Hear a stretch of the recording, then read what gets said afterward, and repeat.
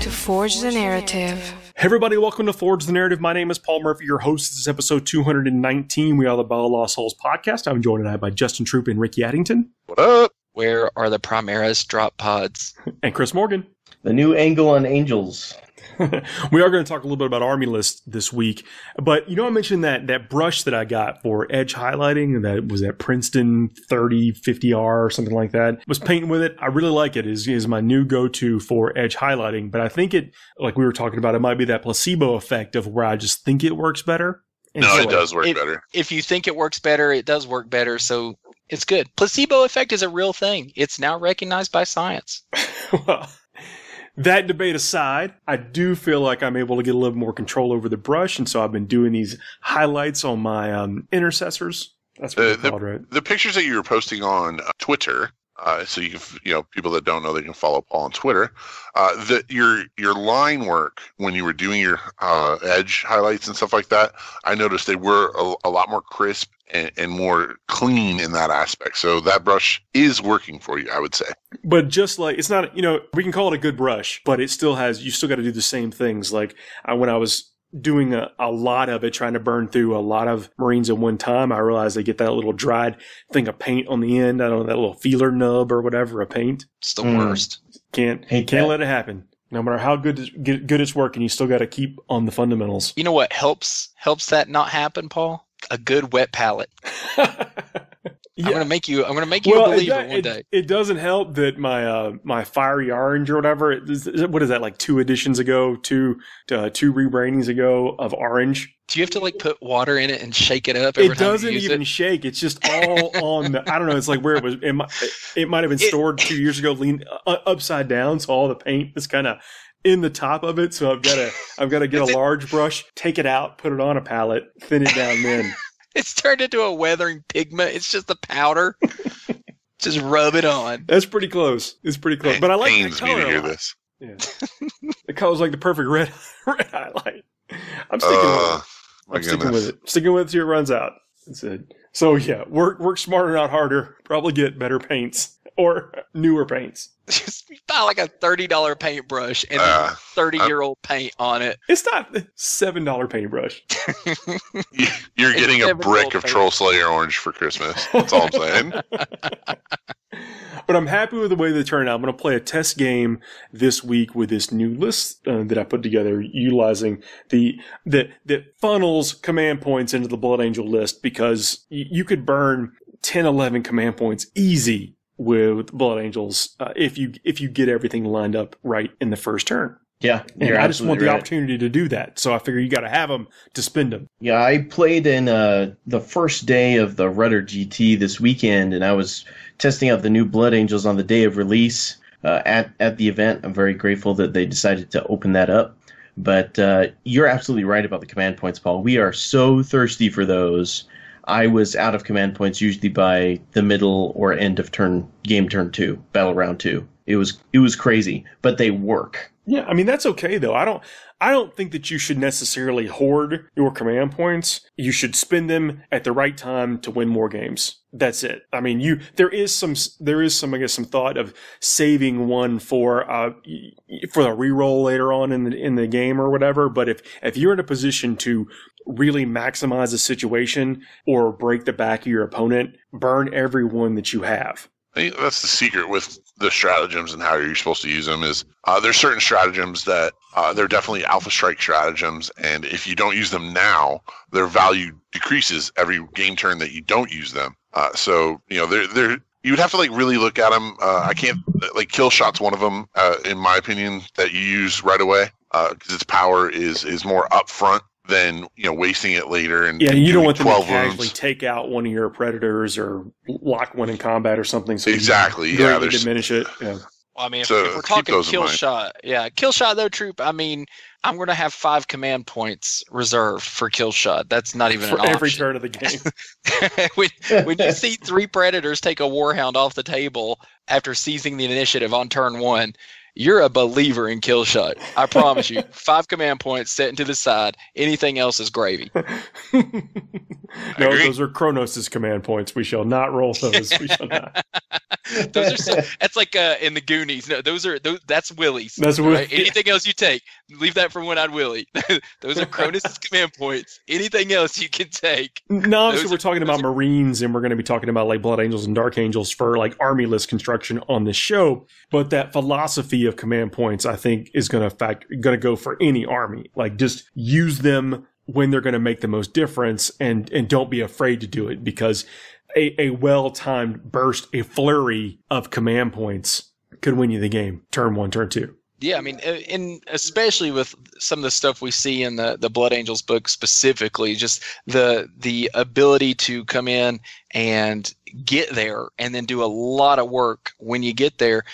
When all that goes off at turn 1, who cares about, what happens on turn 5, because you've probably already won the game by then. So I don't know if I'd go that far, Ricky, just because the way I feel about it, with the way that you have to build your armies as a Blood Angel player, is you have to hit that hammer blow early on, because after that point, you're not going to be able to keep up with the armies that have the strong fire base or long range shooting or anything like that can get away from you. Like, you have to deliver that hammer blow, and your ability to redeploy later is going to be hampered by how many command points you don't have in the later parts of the game. Yeah, well, I would agree with that. I think we may be talking about like taking models off the table, but what we're also talking about is disruption of the opponent's plans. And maybe that is not just the hammer blow of winning, but you are making it easier for you to win as the game progresses. For sure. You want to still think of the future when you're burning those command points as a Blood Angel player, but it is very nice to know that you'll have at least one very strong connection. And the movement game in keeping those characters and units that need their support within proximity to benefit from those buffs, like, you have to be super smart about how you set that up. That was one of the biggest lessons I learned this weekend. Yeah, I believe in kind of going the other direction with the list, though, is making list choices that don't rely on those character buffs. But if they happen to be there when in the right spot at the right time, then so much the better. But you can find yourself in a trap of just really needing on those characters when you're making a BA list. Mm-hmm. Yeah, that's very true, especially for the named characters. I find that that's especially true. The list that I had this last weekend was just one named character. It was Mephiston, because Mephiston, he's amazing. So the other characters that I'm trying to support these units with are things like the librarians, the jump pack librarian, the ancient with the banner, things like that. Things that can buff the units without necessarily making everything so critical on them. I hear you. I hear what you're saying. So not kind of nice to have, but not something that the army is completely relying on. Is that what you're saying? Right. Because I had one unit of 9 Death Company, one with a Power Fist, and these guys were basically just my counter assault and my chaff clearers, and there wasn't a chaplain around to support them. It was just a squad of 9 Death Company guys, and I've gone back and forth on whether that was a good idea or not, or whether something like Vanguard Veterans could have done that job just as well. But I find that that extra attack on the charge, just by virtue of it being there, makes a difference when you're wounding so much better than you did in Index Blood Angels. Yeah, with better access to extra attacks and that kind of stuff too, just for the sake of stratagems. I believe that having the option to Forlorn Fury, that's the one that lets you move before the game starts. And when Chapter Approved gets fully implemented everywhere, with essentially telling you that you cannot use command points to reroll the pregame stuff, so you can more guarantee, or for a fact when you're going first. I should say for a fact. You have a better idea when you're going first or second. Being able to put yourself out there and move, anyway, having the option. The Death Company, I can't get away from wanting to take them in a list. I think that they're very good, and the thing with the Death Company is, and I feel like they have their role, I'm not sure that their role is the heavy damage dealer to your big units, your big tanks, your Primarchs, and things like that. They can be if you load them out with a bunch of like thunderhammers and things like that. But I think they can do it with normal attacks, just a volume of attacks. That's how berserkers do it. Volume of attacks. It sounds nice, but berserkers can swing more times than the Death Company can for fewer command points, and the Sanguinary Guard seem to do it so much better against the big targets like Primarchs and big tanks and multi-wound models, and they're much more durable and survivable. That was my experience this weekend, is that the hammer blow may be the Death Company, but the Sanguinary Guard are going to be that sword strike into the heart that just rips out that unit in the enemy's list that needs to die. And I found the Sanguinary Guard to be much improved over their index variant. Their points, for instance, I mean, again, a unit of 4 Sanguinary Guard, that's the base unit size, is 140 points. And you can arm them in a variety of ways past that. Like they have war gear you can sprinkle in there as you think your environment allows. But we're talking about 2 units that we know are good, and we can kind of expound on how to use them later. I've been really going back and forth toiling over how to equip my scout units. I think the scouts have lots of different functions, and you cannot overlook the fact that since their ability to do a little bit of board control, do a little bit of presence to back people up, control how people deploy and what can get on you, maybe act as a screen. So they have lots of different roles outside of what their actual war gear is. But then they've got all these really cool war gear options when in the context of a Blood Angel list. Yeah, scouts are so versatile, and specifically with how you're going to set up your forces, because I'm a fan of layers, and you can do that specifically with scouts and how your Blood Angels lists are built. You're going to have your super forward units, and so you can equip those scouts slightly differently than you're going to equip some scouts that are sitting in the backfield. Maybe a heavy bolter or a missile launcher in the backfield with snipers might be a better choice. But when you got your guys up front, you definitely want maybe shotguns or even if you're going to assault and capitalize on the Blood Angels. What is it? I don't know what it's called. The chapter tactic trait. The Red Thirst. The Red Thirst. To wound on one veteran in the first round of combat, essentially. Right. So, if you're going to be, using those guys to help assaulting, you're dropping in Death Companies and Reavers if you're using them or anything like that. You're definitely going to want to capitalize them with the close combat pistol kind of loadouts and things like that. So you're almost not going to be penalized if you take maybe like 3 different scout units with 3 different field loadouts, basically. And that's kind of where I was going to, is that I've kind of, let's talk about the combat blade works like a chainsword. You get an extra attack if you have the combat knife on a scout. Yep. The bolter, that's a bolter. It's rapid fire. Rapid fire 1. Sorry, rapid fire 1 to get you 2 shots at half range. And then the shotguns are +1 strength at 12-inch range? Yeah, at half range, I think. So at 6-inch range, yeah. They're 12-inch range, assault 2. So it'd be strength 5 at 6 inches. Strength 5 says 6 inches. But then you've got, with this Red Thirst, it kind of turns regular units into assault units. And so that got me thinking I might not want the close combat scout. I might want the kind of tried and true constant bolter scout. Well, to kind of parrot a little bit of what the other guys have been saying about scouts, it's just, it doesn't seem like there's a real losing option in my mind, except, at least in the context of Blood Angels, the sniper camo cloak variety. I have played several games with the sniper camo cloaks. For 90 points, I don't really feel like they earn their keep, and there's so many things that don't care about cover, and cover isn't even that great. And it doesn't matter if you have camo cloaks if you're using your scouts as a screen, because if they're out in the open, which sometimes they have to be, run over by some Hormagaunts or something. And then it's like, okay, well, you wasted all those points on camo cloaks. I ran mine bare bones. I had some bolter versions and I had some combat blade versions, and they both worked very well. To be fair, though, if you're taking a sniper rifle, you don't have to take a camo cloak. I think camo cloaks are a useless option. I think from an aesthetic standpoint, Troop, you're 100% wrong. Well, yeah, okay, right. Yeah, I mean, I get what you're saying, and you know what? Every sniper scout I have has a camo cloak. I'm not paying for it. I assure you. It's wasted points, like Chris mentioned. Where are you getting cover from? Like, it's hard to get cover now. especially in these larger grand tournaments and things like that were the GTs and major events and stuff. It's harder to get cover, so don't pay for it. But having a 36-inch sniping round is not something that is as easily to dismiss when you know that you might want to try to weed out that one character here or there, or at least just to have a 36-inch threat range. I mean, sometimes that's just good. Yeah, I don't know. The thing that Sniper Scouts were really trying to kill the most were Malefic Lords, which are moot at this point, and then Commissars, who are now also moot at this point. Like the targets that you're trying to kill with them and the characters that are out there that you want to be sniping, like they're not going to go down to a unit of Bolter Scouts unless you are super good at rolling sixes. I agree 100%. Like if your opponent has a commissar in his army right now, leave him alone because he's going to do more work for you than you ever would. And like Chris said, oh no, Magnus took 2 mortal wounds. Bummer.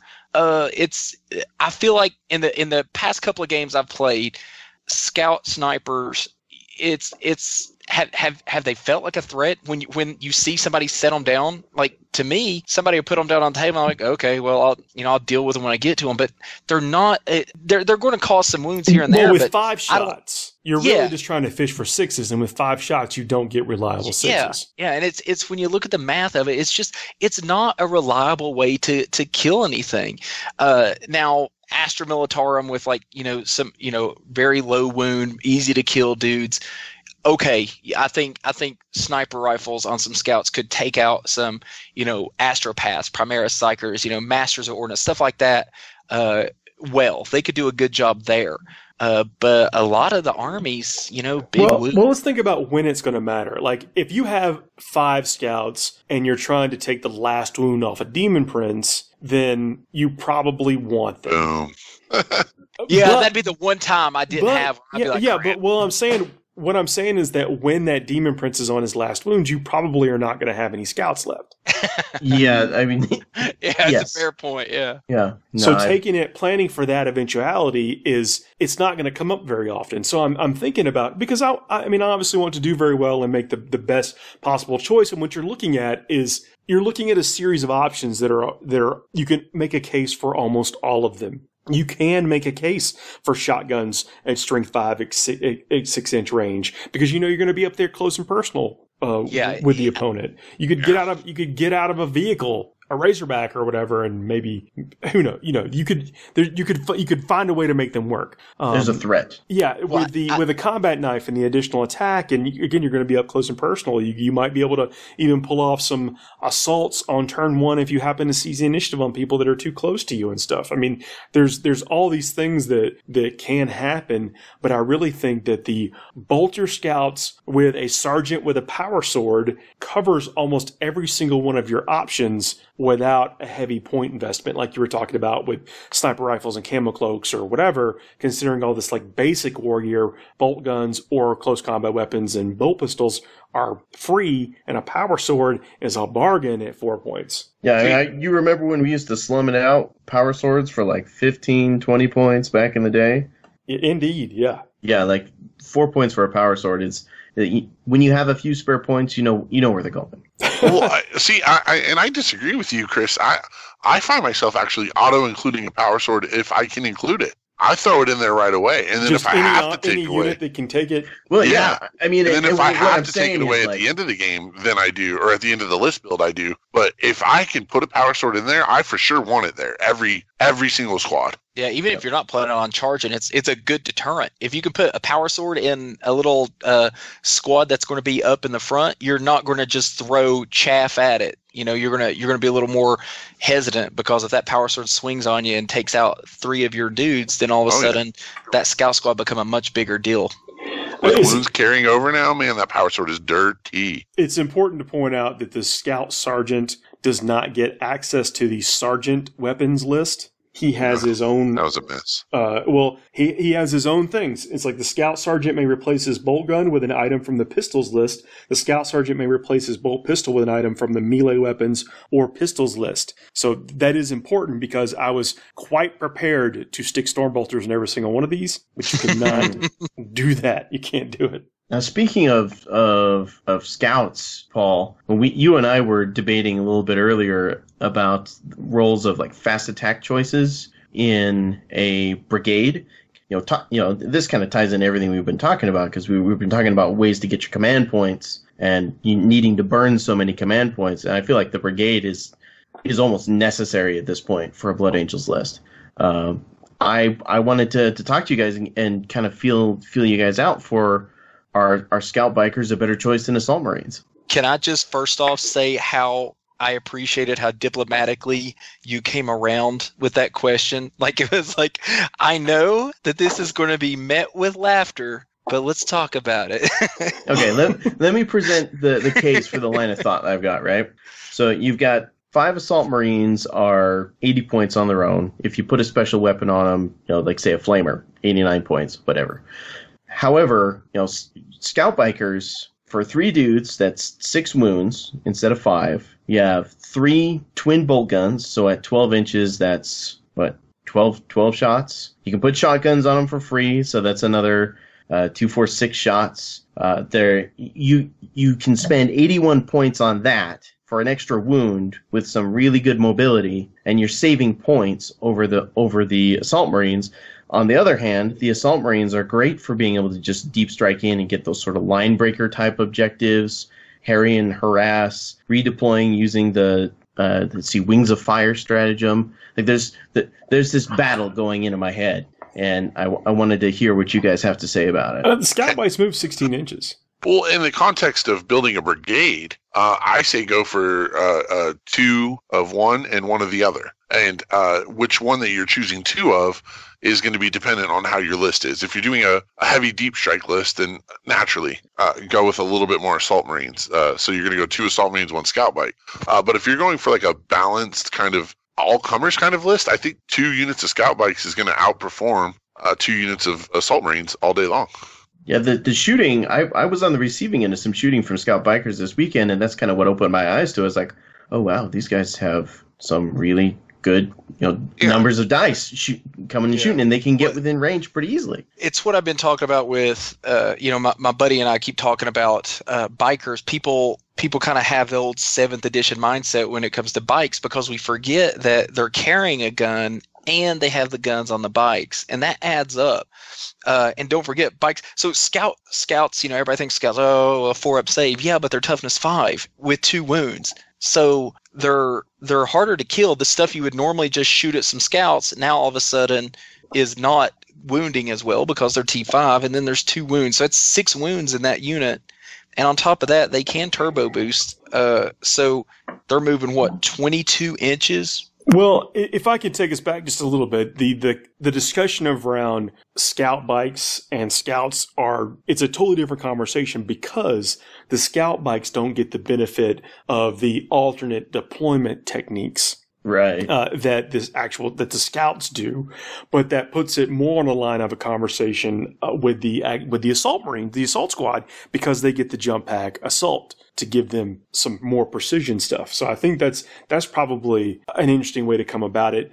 But the fact that the Scout Bikes don't operate like Scouts, they do get to move a little faster. But as far as a gun platform, if we're just talking about like the effectiveness of an Assault Squad versus the Scout Bikes, the actual Scout Bikes, for the ability to pump out more damage, I think, at range may give them the advantage. Yeah, and that's what I was comparing them with because remember, the Assault Squads are only toughness 4, 1 wound apiece, and not nearly as much shooting. So if I can do more damage to you before I have to weather the Overwatch, if I even decide to charge in with them, but I think there's definitely applications there with them, especially with any sort of mission that's going to require you to move to get on different objectives and stuff. They do have the Scout Bikes have the ability to always advance 6. You don't have to roll. Yeah, the turbo boost, right? Yes, turbo boost. Yeah. So they get that reliable constant movement of what is that, 22 inches? 22. Yeah, and if they have the Astartes shotguns on there, that's assault. So they're shooting those when they turbo boost. They're not going to get to shoot the bolt guns on the bikes, but at least they're shooting those shotguns. So these things can move 22 inches and still put 2 shotgun shots to the face, on the turn they're turbo boosting. So they're going to get where you need them to go and still put out a little bit of damage. The crack grenade is also an assault weapon. Ooh. From the grenade launcher. What I like about the scout bikes, for me specifically, and frag grenade. Sorry, true, but I just wanted to clarify. Oh yeah. What I like about scout bikes specifically for me is their ability to scoot around the field with a low footprint, so you can hide them pretty well, keep the lanes from your enemy fire well hidden and stuff like that. And you can get to these, units of nurglings that are hiding on an objective, or your infantry platoon or whatever that's sitting on an objective, and you can easily pump wounds out, capitalize again on the bloodthirst thing and things like that, the guns, everything that you have, and dish out enough wounds to get units off of objectives. And they can do this fast, and they can do it very precise with relative strength. So I think scout bikes are you no longer can laugh at them. Well, I think you got to decide. You got to take a real objective look at what you're going to be hunting with these things. Like one of the reasons that assault squads, or you would consider assault squads before, because they had the extra attack and some good movement. With the Red Thirst, I mean, I really do believe it helps push some of these units. It turns almost every unit into an assault type unit, to where you can feel better about throwing them into combat, where you don't need to necessarily kit out towards the extra attack side of things. Yeah, I mean, a Blood Angel scout biker charging in against some normal power armored Marines is wounding on 3s, and they're turning around and wounding you on 5s. And the scout bikes can also get the combat knife to give them an extra attack. Yeah, yep. That's actually that's fun. And I'm looking at this Space Marines Codex, but in the Space Marines, up to 3 scout bikers may replace the bolt gun with a grenade launcher. So if you take a 3-man bike squad, all 3 of them can take that grenade launcher instead of the bolt guns, which means their bolt gun or the grenade launcher and shotguns. These dudes could be turbo boosting around the table the entire game, shooting all their assault weapons the whole time. So that's going to have some value in it right there as well. So that's a lot of shots that you could put where you need. I like that idea. I mean, I think we may have talked ourselves into thinking the scout bikes are better. I just ordered 20 kits. Let's do this. Hey, don't forget about that never stratagem. changes. You can use that stratagem. The mortal wounds one? The cluster mines? If they fall back, you spend 1 command point, you do D3 mortal wounds to the unit they were engaged with. Oh, yeah, on a 2+, it's D3 mortal wounds. Yeah. Oh my gosh, we just broke it wide open. All right, seriously, Ricky, order me 20 kits now. I'm on it. You said it.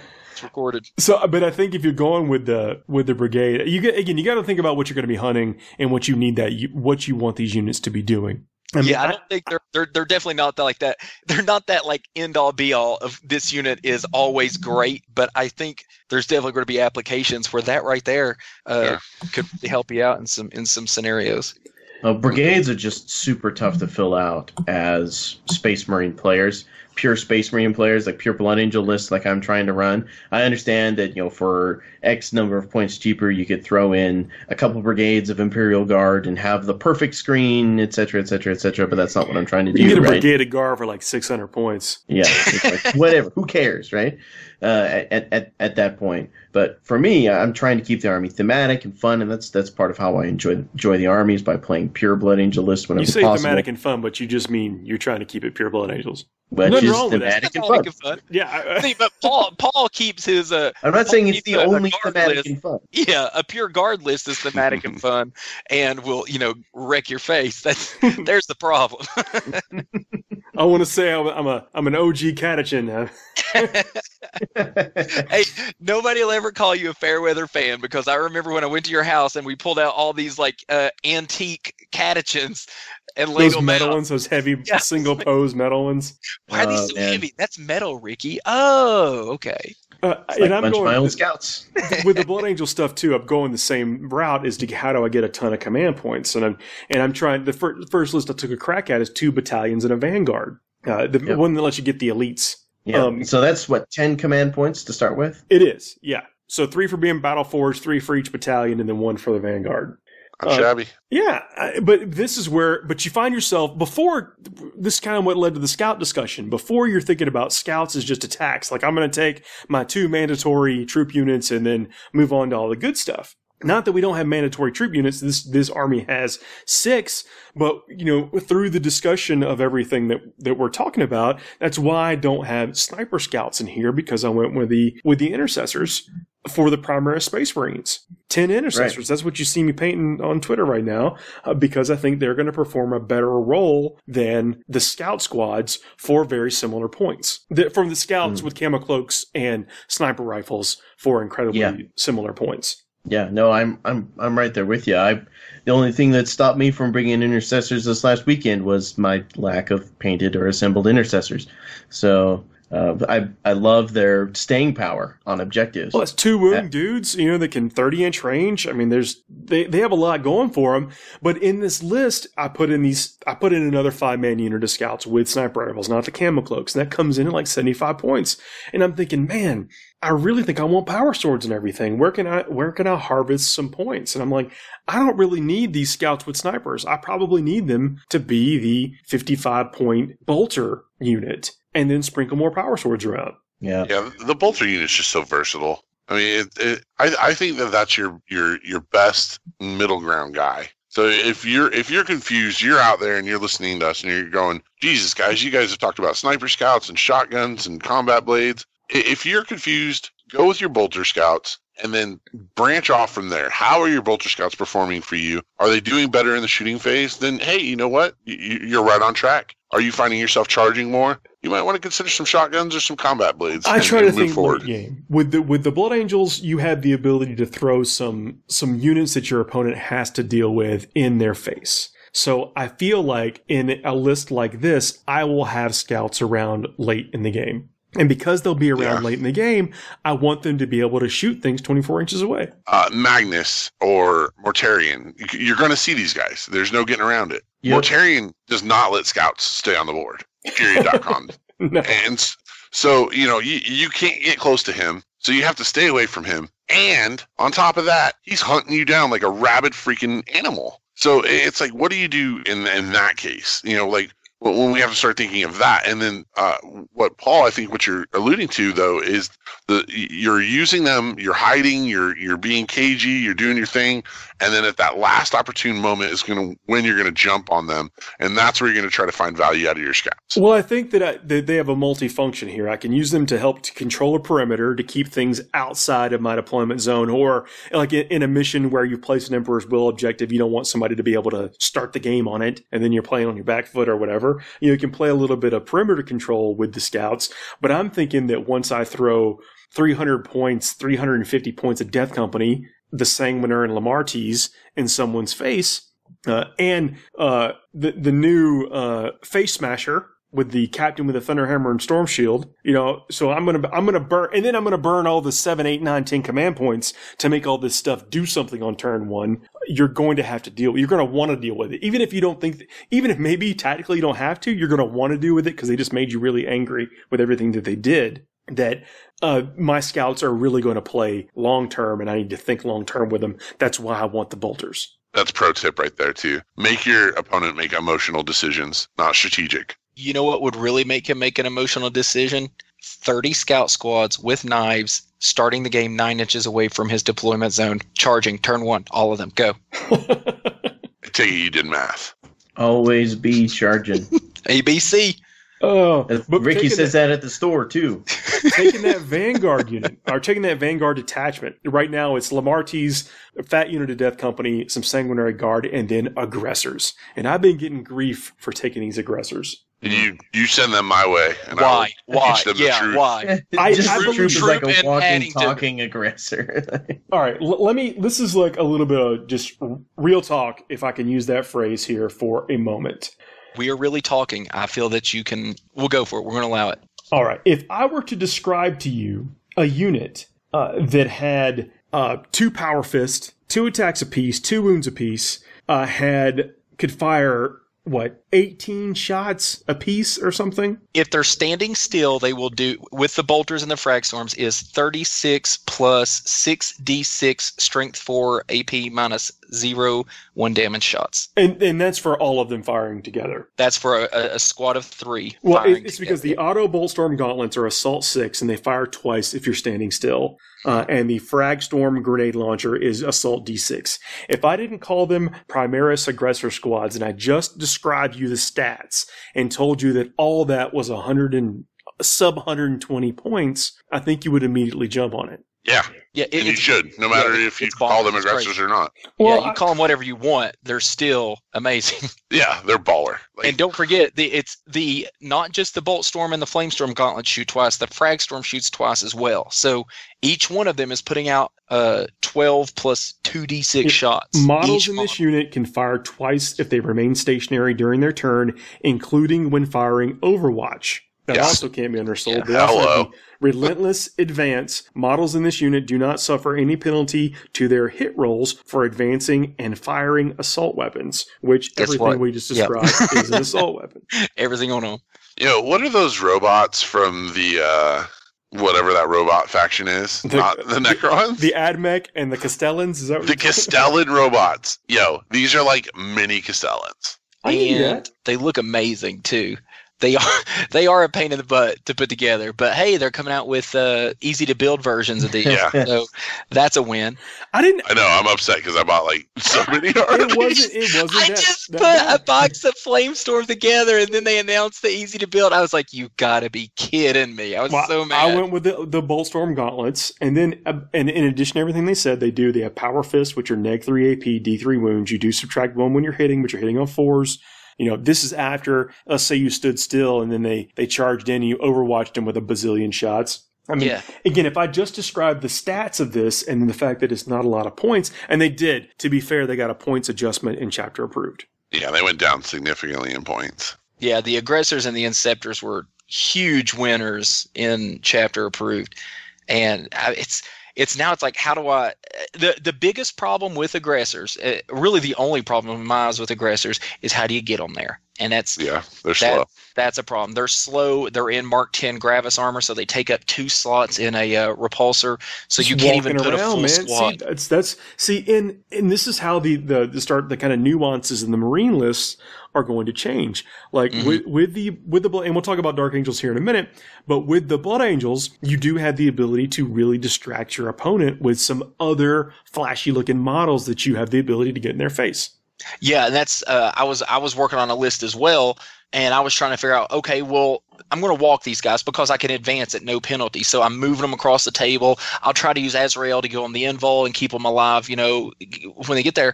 So what do I do in the meantime? Well, Inceptors are cheap now too. So let's drop a squad of Inceptors in their face. So you're either going to shoot at my aggressors that are going to get you next turn, or you're going to shoot at my Inceptors that just took out your biggest unit. I think they can. They're going to get there. Are they going to? All 6 of them going to get there or not? But I feel like walking these across the table isn't. If you build as many threats into your list as possible, walking these across the table isn't as risky as it could be. I tell you what, in a Blood Angels list, I'm taking more of these than I am Sanguinary Guard. Oh, you think so? I think they would do more. I think if they get there, they're going to do way more than Sanguinary Guard. They're going to hit harder, if just as hard. They get there. Yeah. Well, they don't even have to get there. They just got to get within 20 inches. If you get within 18 inches with blast them away with Boltstorm, you're not even going to make assault most of the time because you're putting so many shots into them. And heaven forbid you play these as Ultramarines. If Ultramarines aggressors get within 18 inches, absolutely done. If you're playing Ultramarines and don't have at least 3 aggressors, you're wrong. Go buy some right now and put them next to Gilliman and watch hilarity. I don't know, and this is just me, and I'm Blood Angel focused right now. But I feel like that you're not creating too much target confusion if you have them involved in another gun line. But I could be wrong. Your point is not missed, and definitely how you're building your list. Me knowing you and how you design lists, aggressors won't fit in your list design as much as they would mine or Ricky's. You talking about for like an Ultramarine or whatever list? For a Blood Angel list, specifically. When you build your Blood Angel lists, or any of your what I like to call your flavor lists, they're very brutal. They punch you in the face. There's not a lot more to it than that. There's a dynamic of how they're punching you in the face, and there's complexities within it. But that's what the list does. I don't mind being one-dimensional in that way. I don't mind that. So for you, an aggressor isn't the key choice. But for players like Ricky and myself and a ton of other people out there that have a little bit more of maybe a 60-40 split mindset of, I want to punch you in the face, that's why I'm playing Blood Angels, but I need to have shooting and I need to have threat layers and I need to have this and that. This is where aggressors really fit in for really cheap. If you are trying to get that Vanguard detachment, you could build one on the cheap. And the reason I went with that because I wanted to have my command points and that one extra command point that's what's going to let my captain fall to the Black Rage. So I needed it. But it gets you, Lamartie's in that detachment with Death Company, and then you could have past that you could have a lot of aggressors for not a lot of points. Yeah, and Troop, we've talked about this multiple times. Troop is a huge fan, and I'm definitely seeing his logic in it of aggressor squads in your backfield holding objectives. I mean, yep. What kind of goober is going to drop in and deal with the kind of Overwatch that an aggressor squad is going to put out? You drop a 5-man assault squad in, and you're going to weather 6d6 25 billion shots, or all that, plus or minus 1 or 2, and in the Overwatch, and then deal with power fists on top of that. I like it's such an oxymoron. Like when I first read aggressors, and I'm like, cool name, and I'm thinking StarCraft, those dudes that walk up the field and just do. And I was like, wait a minute, these dudes are 3? Oh, they're totally sitting on backfields. And so when you drop all your little assault squads and your little 5-man Death Company with nothing else to it, man, I don't even care. Come at me, bro. If you drop a 5-man Death Company in, and I have 2 command points with Auspex Scan and an aggressor squad, that's just a bad idea, guys. Don't do that. Bye, Felicia. Okay. You're done. I mean, you're only hitting on 4s, but okay. But there's a lot of we're using Death Company because we're trying to talk Blood Angels, but there's a lot of units that people use that they throw in the backfield to disrupt and to do things. Now, they're not exactly the best combat squads, but they're just there to mess up your stuff. They're there to get on an objective. Power. They're there to cost your opponent a turn. That's exactly. Why the things you're talking about are you're controlling the momentum of the game, and that's very important. So using an aggressor squad that's dirt cheap, you're sitting on your objective. You have a 2-wound, tough 5 dude with great shooting, great counter assault abilities. There's no reason that you have to play aggressively with them. And I found, in my mind, more success with them using them in my non-aggressive way. They're my passive aggressors. Non-aggressive? They are my passive aggressors. Okay. That's perfect. I'm going to write that in my codex right beside it. GW, when you release the next version, you're welcome. That's the variant. They should be the deterror squad, because that's what they are. But Boltstorm Gauntlet. I think the Boltstorm Gauntlet is Boltstorm Gauntlets, in my opinion, are the way to go. Bang for buck, yeah. And they're cheaper than the Flamestorm. But let's focus on the most important part, guys. I know we already said it, but the most important part of the aggressor squad is they look amazing. All right, that's what we need to focus on. Great good rules, great kit. The models are sick. Well, now to branch away from Blood Angels, and let's talk on Ricky's side. You can play aggressive with Ricky because you got this cool guy named Azrael. Have you guys heard of Azrael? I don't know if y'all have heard of let's take a quick break and we'll come back and chat about some Dark Angels. But I want the momentum. I got you. I see how it is. You don't want to talk about Azrael. Okay.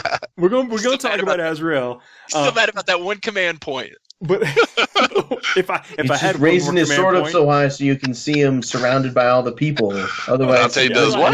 Look at me, I'm over here. But Azrael's a team player, Paul. He's a team player. Don't overlook the scout bikes. I think that was a great discussion on what their ability to do. They're not scouts like we were talking about with the other section of it, but they are a mobile fire base.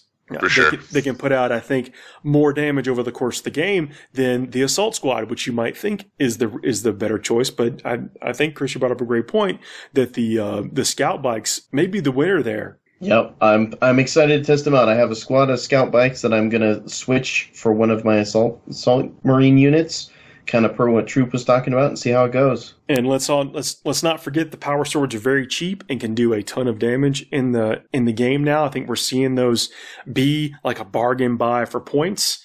And then the bolters on Humble Scouts. The basic pattern bolters, I believe, in an assault heavy list where you're going to be placing threats out there and are probably going to be your more overall around utility use. But hold tight, guys. We'll be right back. Cheers. Holding. Frontline Gaming is excited to announce that tickets are now on sale for the LVO 2018. Taking place January 26th through the 28th at Bally's Casino in Las Vegas, the event will feature gaming, seminars, and social events. Don't wait, get your tickets at lasvegasopen.net today. Hey everybody, we are back. Talk about our Angels of Death Army List episode. We have a Dark Angel player / expert, Ricky Addington. Expert's a strong word. I don't know. We don't allow strong language on this show. The list you were talking about, and your point, like we were sharing an army list earlier, and you're like, can this kill Magnus or Mortarion on turn 1? You know, but you're loading up on plasma, and isn't it cool? Like when the army's thing also happens to be very powerful in the game. It's the best, man. It's like, because you always feel like you walk to the table and you put that like just. I don't that super optimized, if we're being diplomatic, list down, and you're like, you set it down, and they look at you, and you're like, sorry, it's in the fluff. It's but you don't have to do it with Dark Angels because you're like, it's Dark Angels. Plasma is our thing, right? So I don't have to apologize for bringing as much plasma as I possibly can because I'm staying true to the lore. So I like that. Granted, in 6th and 7th, I stayed well away from plasma unless it was on a Black Knight. So yeah, I'm excited that like I can load up some plasma now, and it's always exciting. My shooting phase is always exciting for both players. Well, your question was a good one because you're going to see these Primarchs, you're going to see Magnus and Mortarion. We say it a lot, but you're going to see them on your path to victory in even a 3-round tournament. You're more than likely going to encounter something with their profile of stats. Sometimes together. Yeah, could be, but those are things of nightmares. You have to account for them. You have to have a list that can deal with them in some way, mitigate them in some way. And if you don't, then you need to reevaluate your list choices. Yeah, and I mean the obvious now that Dark Angels are going to have access to kill shot. I'm telling you, I keep calling Space Marines Codex kill shot because I've seen that thing do so much work. But I was trying to stay away from it and stay with a more Primaris theme. So the list I'm working on obviously has Azrael in it because Azrael, come on, I like to live half the time. Yeah. Yeah, exactly. So I've got a 10-man Hellblaster squad in there because Grim Resolve, I don't have to be scared of failing those morale checks. So that's 10-man Hellblaster squad. And then my biggie to try to deal with some of these big boogeyman units off the bat is a 6-man Inceptor squad with Plasma Exterminators, and then have a Jump Pack Company Master drop in with them. And then what's the Company Master give them? The big thing is just re-rolling the ones. And that's the hit. That's the hit, yeah. So I can't really right now figure out a good way to get a lieutenant over there to help them re-roll any wound rolls or anything. But the biggie is to avoid them blowing themselves up. Right. So well, what's the range on the Hellblasters? The Hellblasters are 30 inches for the Plasma Incinerators. The Rapid Fire 30-inch range. So at 15 inches, they're pumping out 20 shots. And at 30 inches, 10 shots. And then Weapons of the Dark Age on there can make those things pump out a lot of damage. So you're talking 60 potential of 60 damage in one turn if everything goes your way. And are you saying that you're having trouble getting the lieutenant over there with him because you don't have the points in the list? No. The movement. The big issue with a Primaris army is their mobility. So the Hellblasters, they got some good range, but you really want to get them in that rapid fire range to maximize like the points investment. Well, you know, regular lieutenants give the same benefit also. And get jump packs in most cases. Yeah, but then the Hellblasters aren't getting there. No, but I'm saying you could either have a regular lieutenant back there with the Hellblasters, yes, but you could also have a jump pack lieutenant that for the other dudes. You're saying up with the Inceptors. If I can get a jump pack lieutenant in the Dark Angels Codex, we're going to work something out there, because that would have me dropping in the Inceptors with the Plasma Exterminators, and that's 12 D3 shots, strength 8. Obviously plasma shots, and then Weapons of the Dark Age on that. Potentially insane amounts of damage coming out of the Inceptors on turn 1. So that hopefully, and that's kind of like an alpha strike there to just to put so much pressure on them up front that they're going to not be able to deal with the Hellblasters until they get up in range, and hopefully by turn 2 the Hellblasters are able to shoot anything on the table. In that situation, I think you almost want to go second.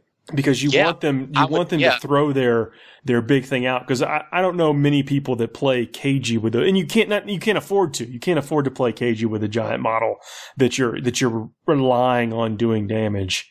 They have to throw them out there, and that's when you can come. They jump past their own screens. Yeah, and that's so. There, where I'm working from a list standpoint, is do I put a repulsor in there to try to protect the Hellblasters until they're in range?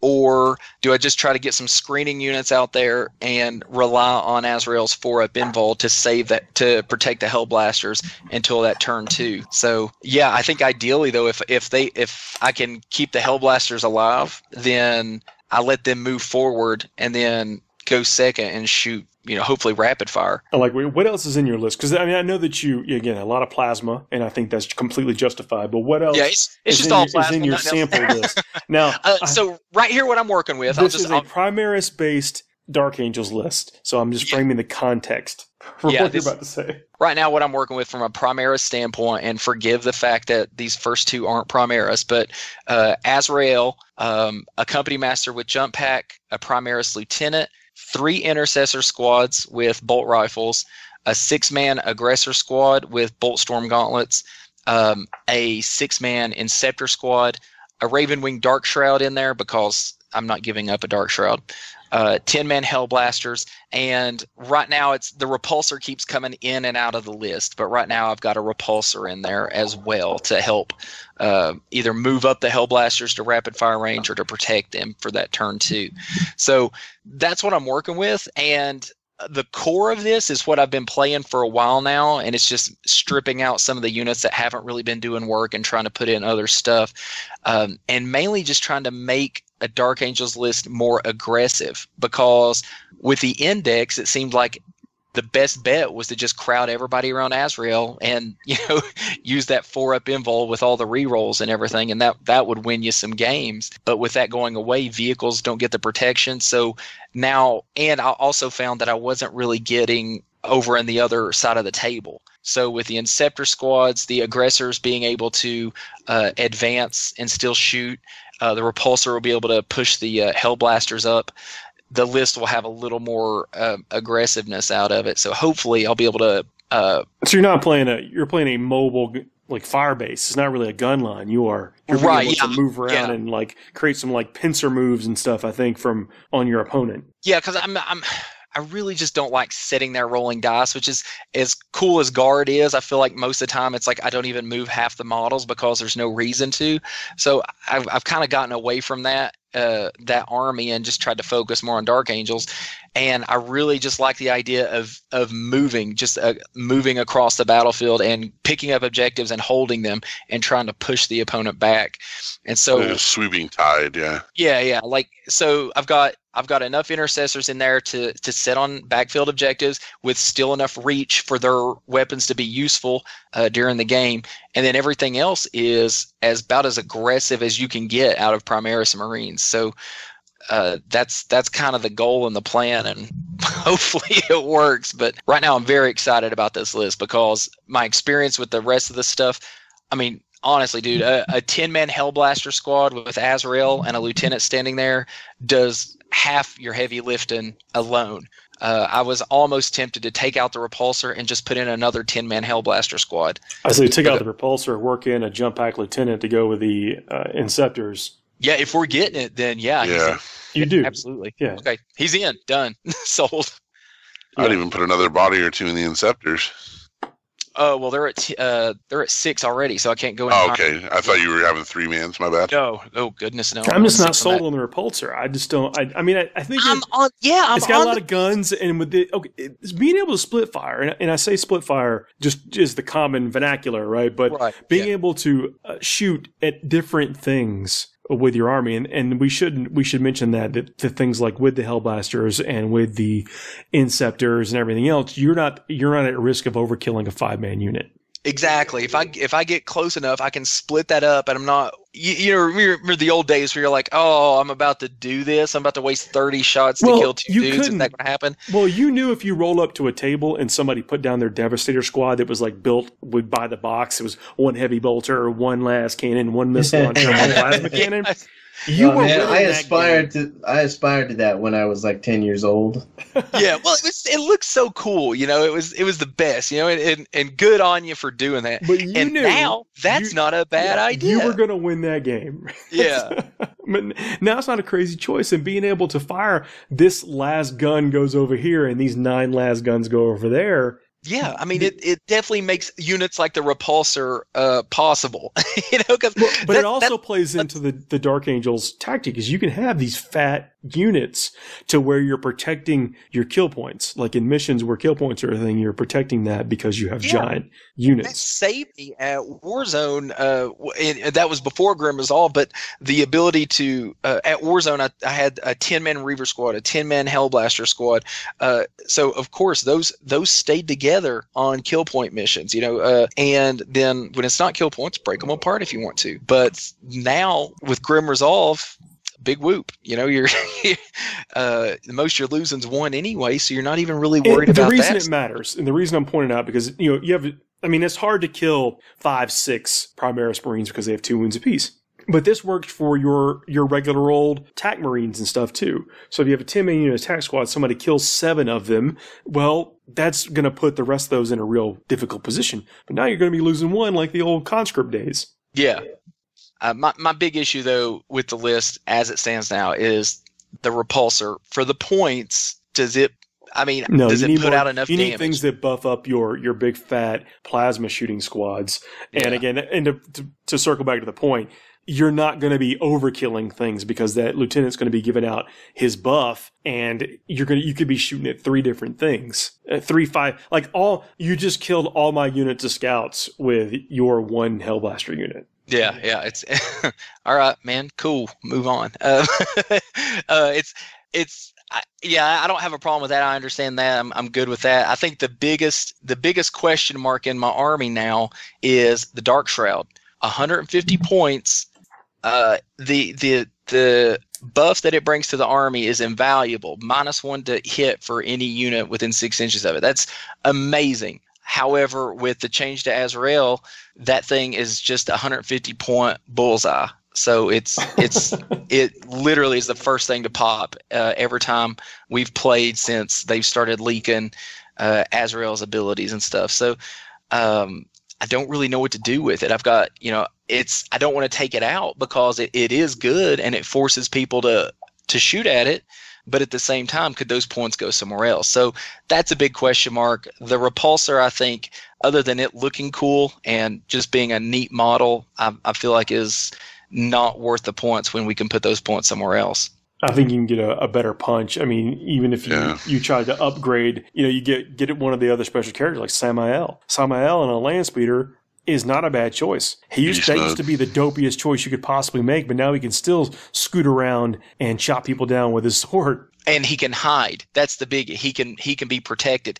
I'm really liking the idea of hiding lieutenants and Samael behind some bikers, and basically you've got Razorbacks, you know, or even better than assault, you know, because you've got twin assault cannons, twin heavy bolters that can't be targeted because they're characters.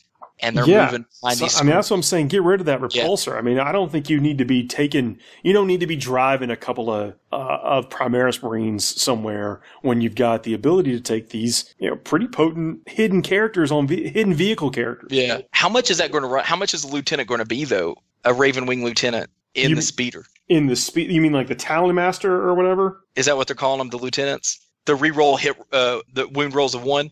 I believe that is the Talon Master. Let me get to that. The Ravenwing Talon Master. He's the guy on this movie, 16 inches, 6 wounds, toughness 6. Has the tactical precision. You can reroll wound rolls of 1 for the friendly Dark Angel units within 6 inches of this model. So it's all Dark Angel units. Oh, great. The Ravenwing Talon Master starts at a base 123 points. That's not too bad. Factor in the 2 assault cannons and the 2 Well, the heavy twin bolters. assault cannon is what, 44 points? 44, I think, yeah. So 160, and then the twin heavy bolter. I can't remember what a heavy bolter cost. A twin heavy bolter is 17 points. Oh, it's a twin heavy bolter. Sorry, heavy bolter is 10 points. My apologies. Okay. But the twin heavy bolter, which is what it is 17 points. Gotcha, yeah. Cool. So 120, 166, 170, almost 180 points. He's a bit of an investment, but he can hide. Well, I mean, here's the thing. Shots. Yeah, I mean, if you think about it, that's what is it? 12. Yeah, and I mean, you're paying 74 points for a normal lieutenant who does nothing for you virtually. So he's a lot tougher, a lot faster, a lot killier. Yeah, well, you know what I mean. I mean, he's you got a power sword and a bolt pistol. That 8 point expenditure, I think, fits in with your the mobile kind of pincer actions that we were talking about before. Yeah, that's pretty cool. And golly, you could take multiples of those and have a good time. Yeah, I don't know. Multiple would add up quick points wise. Yeah, it would. But I mean, here's the. So you just love buying the toys. That's it. You're not even concerned. You just no. Let's talk about the Estrella super heavy tank while we're at it. If we're talking about the toys, I'm a sucker for all of those. Tanks. But what I'm saying is, we used to put Razorbacks in armies to get that firepower. You put a twin assault cannon Razorback down there. Well, you're getting better than that for, granted, almost twice the points, but you're gaining a ton of mobility out of it, and the fact that it can't be targeted. Multiples of those behind some Ravenwing bikers could put out, a lot of damage and be a real pain in the butt. The reroll 1s to wound is pretty good. I mean, not that anyone doesn't think that that's not good, but it really does play. Yeah, it adds up real quick, especially when you're supercharging plasma and wounding a lot of stuff on 2s. When you're rerolling 1s, then it's a no-brainer. You have to. Yeah. So as we start to evolve and see and think about more of the Dark Angel stuff, I kind of like what your base is, though. I like your ability to, again, when the theme plays into what's powerful in the edition right now, that's not automatic good. I think that it's a much less in your face codex than the Blood Angels, or openly apparent strategies and power. It's a 5th edition Grey Knights. It's kind of a secret. Blood Angels are not secret about wanting to punch you in the face all the time. But I like the synergies in the Dark Angel stuff, I think, better than I like it in the Blood Angel stuff.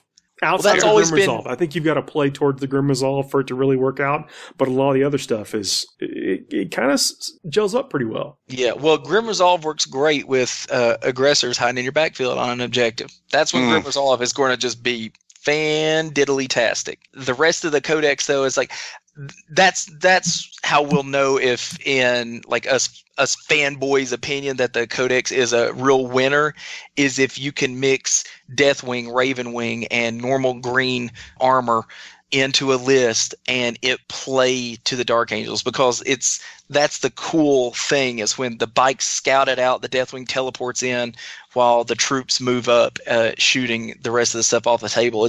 It's super thematic, and if we can pull it off in this edition with the codex, it's going to. It seems plausible. I mean, it does seem plausible where you can at least make that type of army and not feel like you're compromising too much in your army list choices. Yeah, I mean, it's really which fun toy do you really want to focus on now? And it seems like it's that way with your Blood Angels too. Is your biggest argument was, do I take Sanguinary Guard or Death Company? And it's going to kind of boil down to, one of those discussions with Dark Angels too is, do we want to go heavier in Deathwing or Ravenwing or just more aggressors?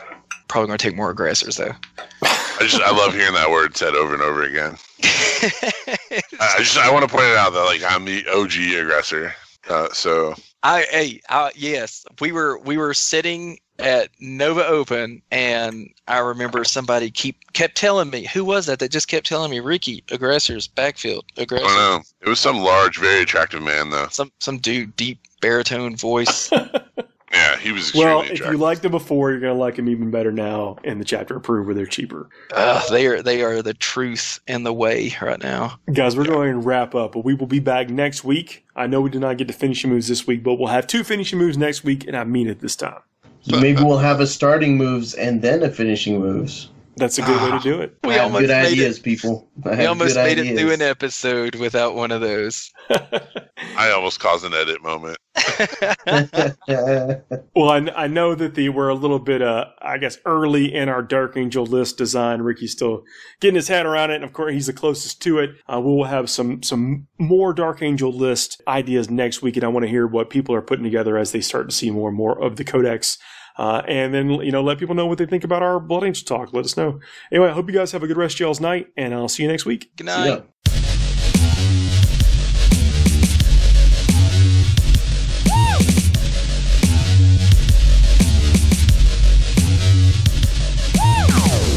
Thanks for listening.